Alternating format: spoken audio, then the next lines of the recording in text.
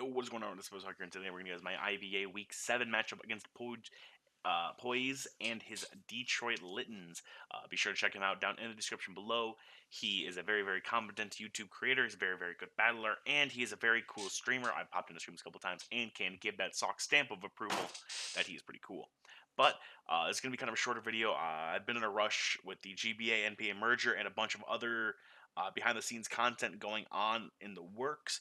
I haven't had a lot of time to dedicate to IBA. I'm very sorry about that, but I digress. So, as you guys can see right here, I did bring my Salazzle, my Magnezone, my Mega Scizor, my Gligar, my Starmie, and my Decidueye.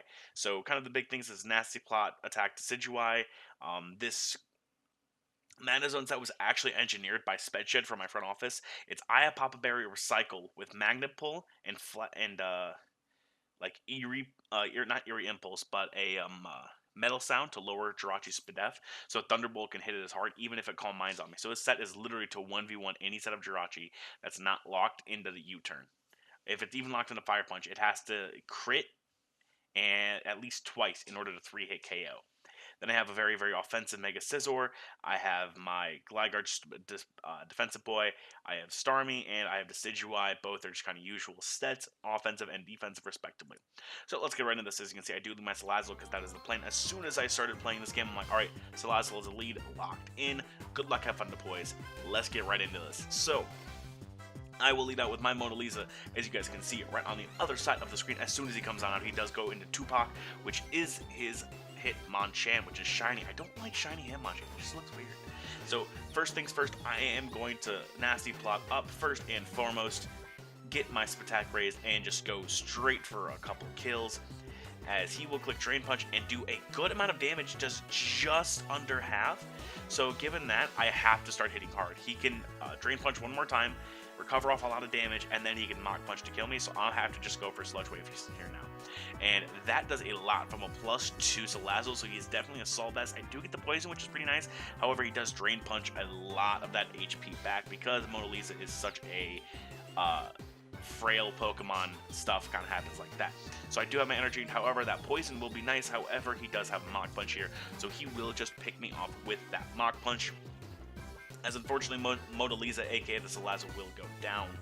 So, knowing this, and he was pretty well poisoned, I am going to go right into my Mega Scizor, get my Mega Evolution off, and click Bug Bite, because Bug Bite from this range does kill.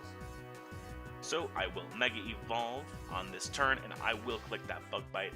He is going to go into I Had a Movie, which is his Entei right here, which is very solid playing as far as this can wall any set of Mega Scizor possible. Entei is one of those Pokemon that's really, really fun to use, but it's hard to use at the same time. Like, it's one of those Pokemon I've always wanted to try out and to try to use, but I always seem to get wrecked by it. So, luckily enough, I will click that Bullet Punch, predicting him to want to swap out, as I will get some nice free damage off. I'm going to swap right out, though, because I cannot let Mega Scizor take any damage because of the offensive set this week. It puts in way too much work to let it go around. So Gligar will come on in, and he's going to click Sacred Fire. My Gligar is literally max to take any set that he wants to go for. Judging by this, he is not banded. He's not even adamant. So he has a lot of bulk into him, and on offense, he's going to go into Wuzzbop and his big old Landorus. I'm going to swap out, predicting a double into my Starmie because I knew he didn't want to stay in. I saw he was playing very aggressive in the beginning of the game, so I knew if I wanted to win, I was going to have to play a little bit more aggressive than usual. So knowing he's going to want to swap out and go into something else, I'm thinking, all right, he isn't going to go into something else. I'm going to click Dazzling Gleam here, predicting something like this Kyurem to come in on an Ice Beam to take it neutrally. So I'm going to click Dazzling Memes here after I click Ice Beam. Ice Beam was pretty safe against this team because it hit the Hitmonchan, which probably was going to sack, and it hit the Landorus.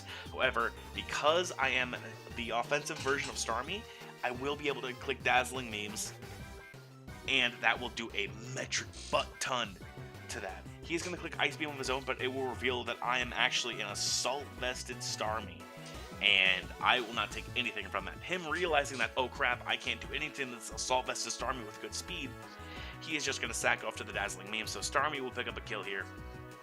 As the Kyurem Black goes down, it was a crit, but it does not matter. That Dazzling Memes killed it anyway. He is going to go right into his So Much Bush, which is his Shaman. Now, he knows that I know that he that I have to either let this go, and I can't switch into Z player. I am going to stay in, and I will let Starmie go down because this was not needed so much anymore because Kieran Black is down, and that's really what I needed it for. I am going to go into Mega Scissor here because he is actually Scarfed, because that's the only way he outsped my Starmie. So I know he is a Scarf variant. So because I know he's Scarfed, I can easily go into Mega Scissor, and I can get a free Sword Dance up on a Seed Flare. So he is going to withdraw his Shaman here, and he's going to go into his Bobbin, which is his Landorus, of course. Now, this Landorus is a pretty big problem for me. I am going to click U-Turn predicting that, though. I wanted to see what the initial switch-in would be, and U-Turn did some good damage to that Shaman anyway. So it's pretty safe neutral ground play, as I'm going to go right into my Decidueye, which is my Hanzo, of course. So with that being said, he is going to go straight for that Flyanium Z here. At the time of him clicking this move, I completely forgot it had Z moves, because why does the Landorus have Z moves? And why is it allowed mostly? It's basically Sheer Force. However, it's Sand Force, so it's not like crazy, but it's still broken. It's still really, really good if put in the right hands. And that Supersonic Sky Strike will kill my Decidueye. Unfortunately, as you guys can see, Decidueye just looks so unenthused. He just wants to die, and unfortunately Hanzo will go down. As I'm going to go right back into my Mega Scissor, knowing that even if he's wasted his item, that I can safely Swords Dance up on this man once. He's going to click Break, which I believe is a huge misplay on his part. You should always click Earthquake on that turn, as I'm going to get a free Swords Dance up on here. Now, because he did reveal Break, I know, okay, he's packed a lot of coverage. So he has Fly, he has Earthquake, and he has Break. So that Earthquake's going to do a decent amount. However, this means I can get another Swords Dance up. Now, looking back at it, I probably could have clicked Bug Bite, but it wouldn't have done as much. I could have clicked U-Turn, but it definitely wouldn't have done as much, and I wouldn't have had anything to switch into. So a +4 Bullet Punch will be doing a lot to this Landorus. As you guys can see, it will even knock it out, so that Landorus will drop. So Mega Scissor is +4, and it looks like it can do a lot. However, this Bush comes on in. Knowing it has HP Fire, I really can't let this take any more damage than it already has taken. I'm going to go right into my Gligar here, predicting a Hidden Power Fire, and he does that really well. But he clicks Earth Power, which is a pretty safe middle ground play. If I went right into my Magnezone, it hit that as well. He's going to go into I Had a Movie, which is, of course, his Entei. As I believe I just roost up here, which is pretty safe on my end. However, I do click U-Turn to try to get some momentum off, just to kind of see if what he wanted to do on that turn, because I knew he was scarfed into Earth Power, so I knew he'd swap out. Getting U-Turn momentum was really, really great in this game. I'm going to go right into my Halt, which is my Magnezone, because I need to get damage off on this if I even want to try to win. As he does click Sacred Fire here, and because earlier I noticed he wasn't banded or adamant, I can take at least one without fear of getting burned. I can live one. I'm going to click Thunderbolt once and get some nice crisp damage off, so that means his Entei is actually in range of my Earthquake from Gligar, so he has to play very safe. Otherwise, I can take this out with Gligar, and that Shaman has to play a lot of mind games because of it. So I'm going to go right into my cute boy here, which of course is that shiny Gligar. Such a cute boy. He's going to withdraw the movie, aka Entei, and he's going to go right into Touch Me, which of course is his Jirachi. So because Entei was in and he had no flyers left, I can click Earthquake. It's pretty spammable, as there's no move Shaman could have gone in and locked itself into to kill both Mega Scissor and Gligar, so Earthquake was really, really safe on this part. And because Jirachi is Jirachi, it hits Ice Punch, it does not kill, it doesn't freeze me, and Gligar will pick up the kill on Jirachi.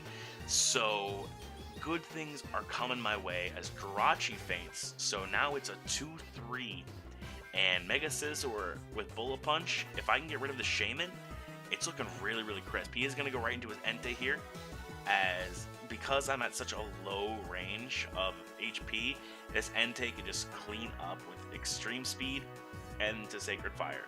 So unfortunately, this Entei will pick off my Gligar, and then my Mega Scissor will come on in here. Because I'm at such a low amount of HP, I have to roost here to try to live one, and he clicks Sacred Fire, and it does not miss, and he does hit and kill my Mega Scissor. So unfortunately, the crit did not matter, but unfortunately I will lose 3-0 against Poise and his Detroit Littens. Everyone be sure to go check him out. He is a great person and a great battler. But with that, I'm going to get on out of here, guys. Peace out, Scouts.